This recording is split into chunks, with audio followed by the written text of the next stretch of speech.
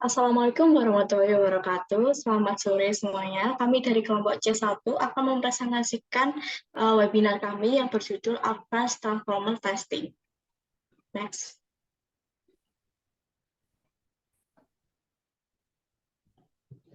Kelompok C1 sendiri beranggotakan Anggita Fajil Prasetya dengan NIM akhir 004, Atin Asma Octavia dengan NIM akhir 009, Sabirin Amintamana dengan NIM akhir 017, dan saya sendiri Yelena Bunga Kasimira dengan NIM akhir 018. Webinar Advanced Transformer Testing sendiri dilaksanakan pada tanggal 4 Mei 2023 pada pukul 9 pagi dan dibawakan oleh Joachim Skoblin, yaitu merupakan Product Manager Major Sweden PT Tuners di Elektrik. Next. Dan berikut merupakan bukti kehadiran kami dalam webinar tersebut dan sertifikat keikutsertaannya. Baik, yang pertama mari kita memasuki ke problem dan solution dari webinar ini. Next. Sebelum memasuki problem, kita perlu mengetahui terlebih dahulu latar belakang diadakannya webinar ini. Jadi, pertama-tama, transformator ini adalah komponen kunci dalam sistem kelistrikan yang digunakan untuk mengubah tegangan listrik dari satu tingkat ke tingkat lainnya. Pengujian transformator sangat penting untuk memastikan bahwa transformator tersebut berfungsi dengan baik dan aman, serta memenuhi standar keselamatan yang berlaku. Pemeliharaan yang baik ini bertujuan untuk mendeteksi ketidaknormalan apapun sebelum menyebabkan kerusakan yang tidak perlu.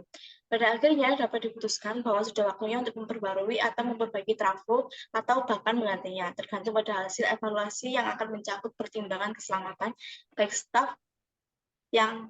staf utilitas dan masyarakat umum, potensi konsekuensi lingkungan, dan aspek keandalan sistem operasi lanjutan. Next. Dari latar belakang tersebut, maka dapat dirumuskan masalah, yaitu apa saja metode yang dilakukan untuk transformer testing dan indikator apa saja yang harus dipenuhi dari metode tersebut untuk dapat dikatakan aman. Kemudian selanjutnya, untuk menjawab dari permasalahan tersebut, kami merancang langkah pemecahan masalah untuk masalah pada webinar ini, yaitu yang pertama, yaitu dengan mengetahui panduan dan standar untuk pengujian transformator, yaitu di mana untuk panduan dan standar yang paling umum, di sini ada IEC dan ANSI atau IEEE. Kemudian yang kedua, yaitu mengetahui panduan untuk pemeliharaan transformer yang mana salah satunya yaitu dengan metode pengukuran listrik untuk diagnosis transformer di tempat. Kemudian yang ketiga yaitu menjelaskan apa saja teknik pengujian transformator yang termasuk dalam jenis teknik advanced electrical.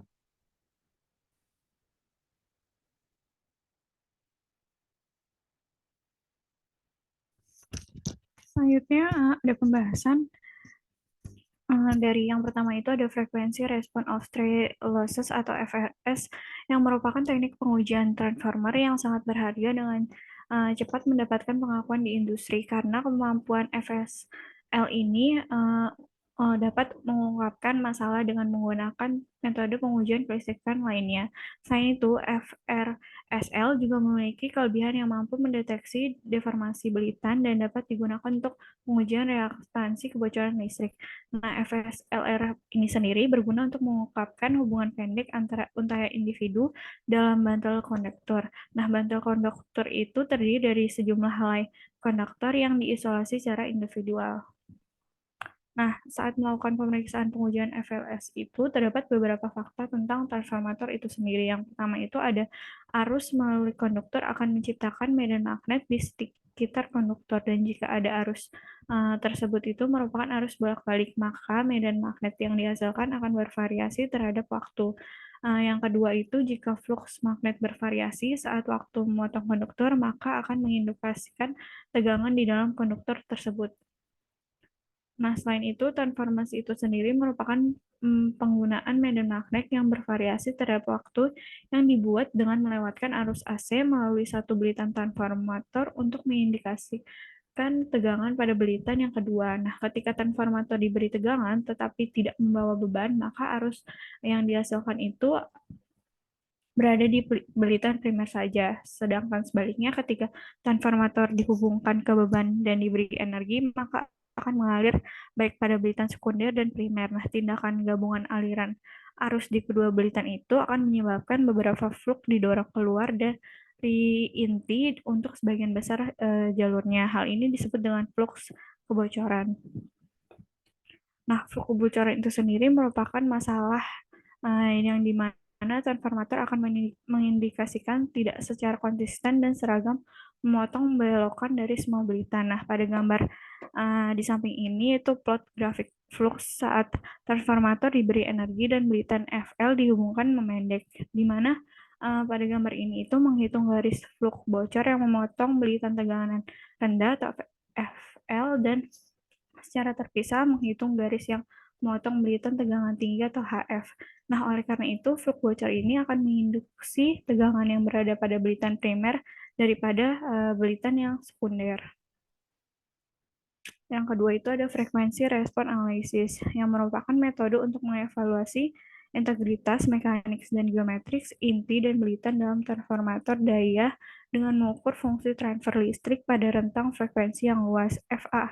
FRA ini sendiri merupakan metode komparatif yang mengevaluasi konduksi trafo dengan membandingkan rangkaian hasil FRA yang diperoleh dengan hasil referensi pada unit yang sama. Gangguan hubungan singkat pada sistem potensi percepatan yang tinggi tercipta selama pengangkutan yang dapat menyebabkan deformasi yang parah pada belitan transformator dan juga konstruksi mekanis karena adanya gaya elektrodinamik yang kuat.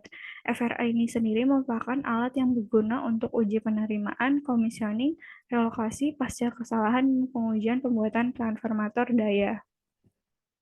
Nah, FRA ini tersendiri terdiri dari dua metode, diantaranya adalah metode yang pertama itu analisis respon frekuensi sapu SFRA, di mana tegangan AC sinusoidal itu dengan frekuensi variabel yang dihubungkan ke setiap fase belitan HF dan LF dengan semua belitan lainnya itu dirangkai secara terbuka.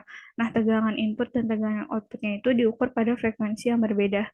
Sedangkan metode kedua ini adalah analisis respon frekuensi impuls IFRA, di mana satu impuls itu disuntikkan ke setiap base belitan HF dan LF dengan semua belitan lainnya yang dihubungkan secara terbuka. Nah, hasil domain waktu ini diubah menjadi domain frekuensi dengan menggunakan algoritma FFT. Tegangan masukan dan tegangan keluaran itu dihitung untuk frekuensi yang berbeda.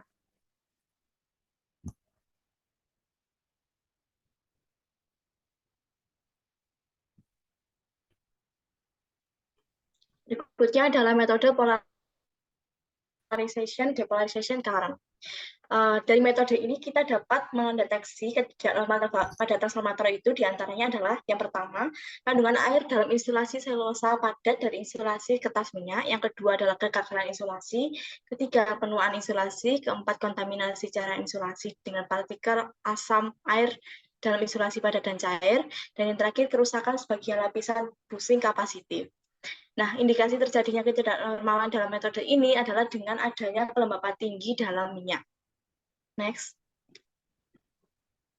Metode tes dalam metode ini yaitu prinsip pengukurannya adalah dengan mengaplikasikan tegangan DC melalui isolasi dalam jangka waktu tertentu dan mengukur arus polarisasi. Kemudian isolasi dipindahkan dalam waktu yang bervariasi dan arus diukur kembali, atau yang disebut arus depolarisasi. Metode diagnosis dielektrik ini menggunakan arus polarisasi dan depolarisasi yang diukur pada interval waktu untuk mengindikasikan kelembapan dalam kertas atau papan tekan. Respon dielektrik isolasi dapat direkam dalam domain waktu atau domain frekuensi. Pengukuran arus dalam domain waktu mencatat arus pengisian dan pelepasan isolasi. Metode pengukuran yang diperoleh disebut dengan metode polarization depolarization curve. Dan berikut merupakan grafik yang dihasilkan dari metode ini. Next.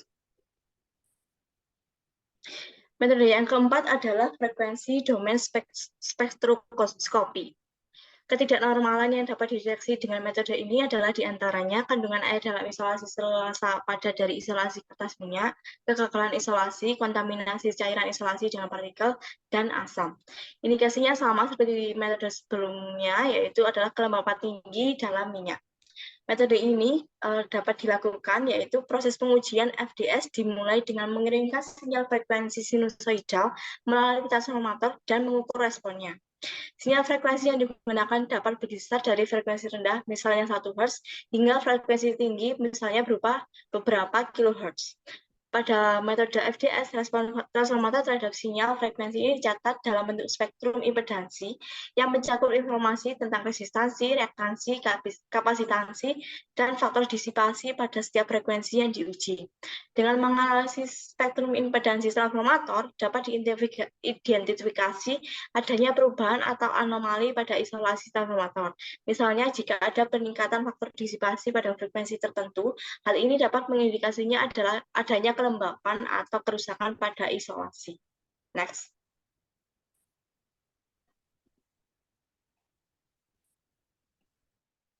Kemudian metode selanjutnya yaitu terdapat metode pengujian Recovery Voltage Method atau RVF.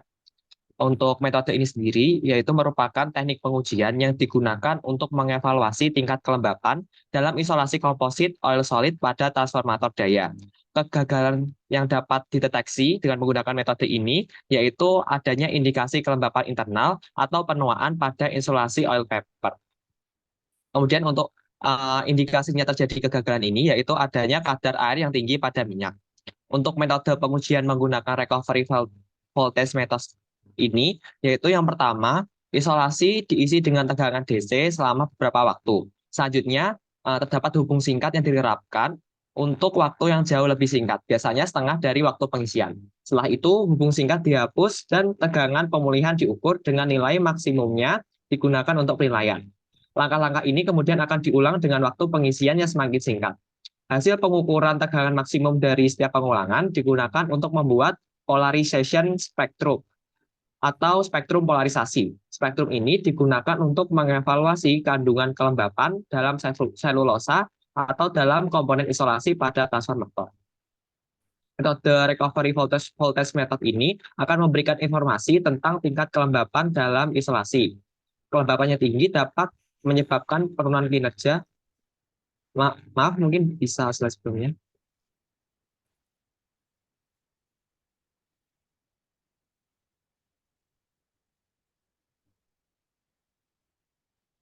Oke, saya ulang. Untuk metode recovery voltage ini akan memberikan informasi tentang tingkat kelembapan dalam isolasi. Kelembapan yang tinggi dapat menyebabkan penurunan kinerja dan kerusakan pada transformator. Oleh karena itu, metode pengujian menggunakan RVM ini sangat penting. Next.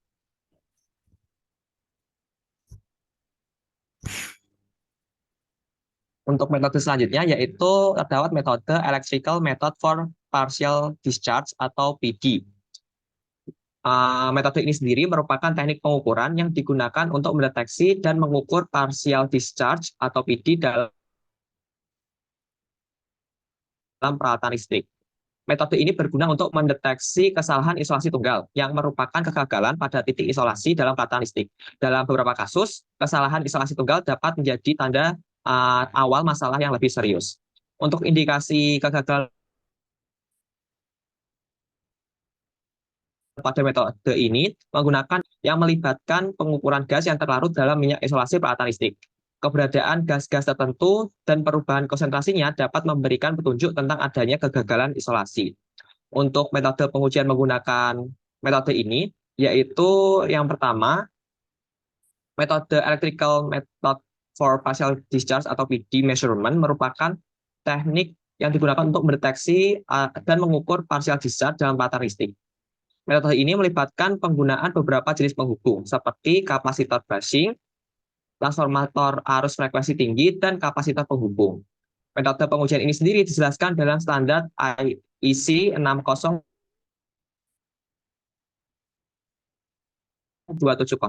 dan merupakan metode gangguan dari noise elektromagnetik eksternal yang dapat mempengaruhi hasil pengukuran.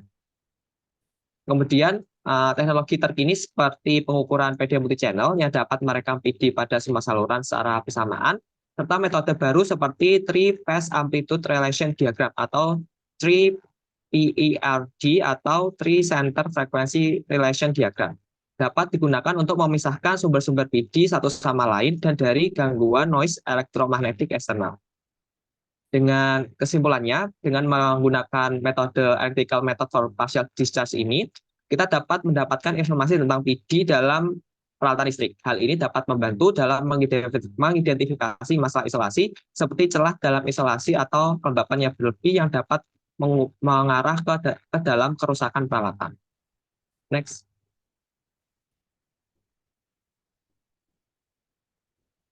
Selanjutnya adalah Acoustic Detection of Partial Discharge atau PD, yang mana acoustic detection ini bertujuan untuk merasakan dan merekam sinyal akustik yang telah berhasil dihasilkan dari PD dan digunakan untuk memonitor PD pada transformator daya.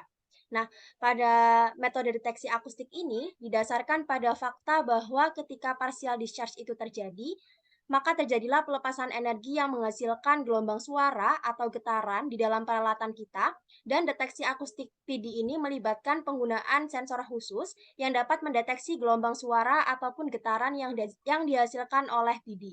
Nah, sensor ini biasanya ditempatkan pada permukaan peralatan listrik yang sedang dipantau atau diletakkan pada sekitar peralatan tersebut.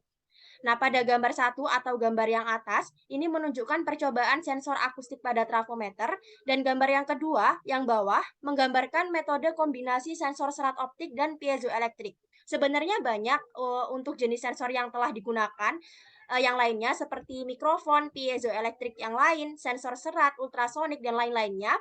Namun dalam beberapa kasus, kombinasi dari 2 atau lebih sensor dimungkinkan, seperti sensor serat optik yang bertindak sebagai pendeteksi dan juga digunakan sebagai titik referensi untuk mengenali sensor piezoelektrik deteksi lokasi.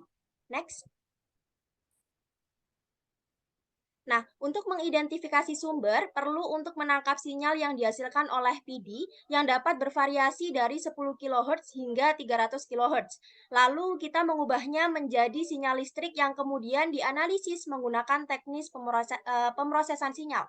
Nah, analisis ini itu dapat memberikan informasi tentang karakteristik dari PD tersebut, seperti frekuensi, amplitudo, dan juga waktu kejadiannya.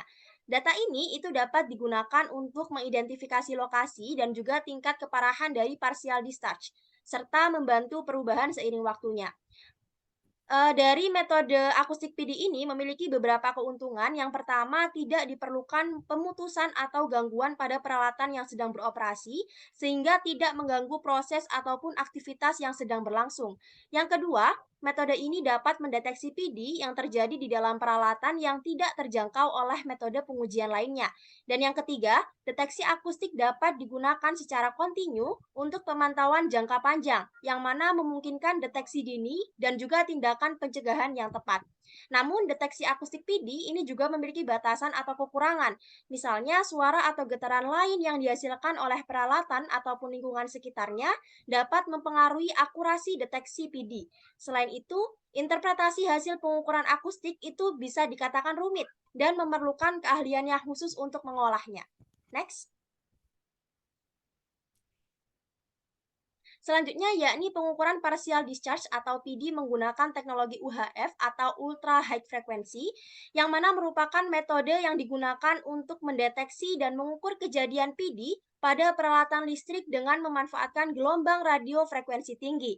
Nah, teknologi UHF ini memanfaatkan gelombang radio frekuensi yang sangat tinggi, biasanya dalam rentang 300 MHz hingga beberapa GHz. Nah, untuk mendeteksi sinyal PD ini, metode melibatkan pemasangan sensor UHF pada peralatan yang seperti pada gambar sebelah tengah, yang dipantau atau diletakkan di sekitarnya. Dan sensor ini dapat berupa antena ataupun probe yang mampu menangkap sinyal elektromagnetik yang dihasilkan oleh partial discharge. Saat terjadi partial discharge, sinyal elektromagnetik yang dihasilkan itu akan menyebar ke sekitarnya. Dan sensor UHF akan menerima sinyal ini dan mengirimkannya ke perangkat pemrosesan dan analisis. Nantinya data sinyal PD akan dianalisis untuk mengidentifikasi karakteristik dari PD tersebut, seperti amplitudo, frekuensi, dan juga waktu kejadiannya. Nah, informasi ini dapat digunakan untuk menentukan lokasi dan juga tingkat keparahan dari partial discharge tersebut, serta juga memantau perubahan seiring waktunya yang terjadi seperti apa. Keuntungan utama dari pengukuran PD ini menggunakan teknologi UHF adalah kemampuannya untuk mendeteksi PD pada tingkat rendah dan menengah dengan sensitivitas yang bisa dibilang cukup tinggi. Teknologi UHF ini juga memungkinkan pemantauan jarak jauh yang memungkinkan pengawasan terus-menerus tanpa perlu melakukan intervensi secara fisik pada peralatan tersebut, sehingga bisa dikatakan lebih modern.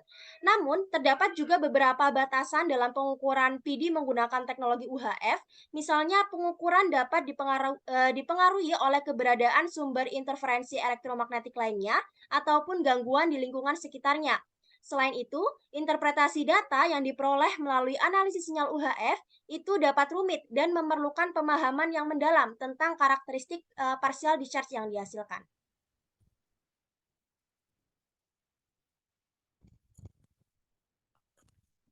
Selanjutnya itu ada korelasi dengan praktikum. Korelasi webinar dengan praktikum kali ini yaitu Advanced Transformer Testing atau pengujian transformator lanjutan, dan praktikum kita itu RCD Residual Current Device. Safety device ini memiliki hubungan yang berkaitan dengan aspek keselamatan dalam sistem kelistrikan yang melibatkan transformator. Yang kedua itu dengan melakukan pengujian secara berkala, keandalan dari transformator dan kesesuaian operasi RCD itu dapat dijaga. Yang ketiga itu sama-sama membahas tentang akibat transformator dan RCD yang mengalami kebocoran arus listrik. Nah, yang keempat itu korelasi antara webinar dengan praktikum itu sama-sama membahas tentang peralatan dan mode antara advanced transformator dan juga RCD safety device. Yang terakhir adalah penutup yang berisi tentang kesimpulan dari hasil webinar serta analisis materi kita. Nah, untuk dapat dikatakan aman, metode transformer testing harus memenuhi beberapa indikator penting, di mana indikator tersebut meliputi frekuensi respon of stray loss atau FRSL, kemudian ada frekuensi respon analisis, ada polarization atau depolarization, ada frekuensi domain spektroskopi, ada recovery voltage method, ada electrical detection of partial discharge, ada acoustical detection of PD, dan UHF detection of PD. Di mana dari pengujian-pengujian tersebut, itu dapat membantu dalam mendeteksi dan menganalisis berbagai aspek kinerja serta keamanan dari transformator, termasuk dari kebocoran, kerusakan, isolasi, dan partial discharge. Namun, penting untuk menggabungkan beberapa metode pengujian dalam mendapatkan pemahaman menyeluruh tentang kondisi transformator yang digunakan, dan juga menjalankan pengujian serta pemantauan rutin juga penting untuk menjaga performa dan keamanan transformator seiring waktu. Next. Sekian presentasi dan penjelasan dari kami. Terima kasih. Mohon maaf jika ada kesalahan. Terima kasih telah menyaksikan. Saya akhiri. Wassalamualaikum warahmatullahi wabarakatuh.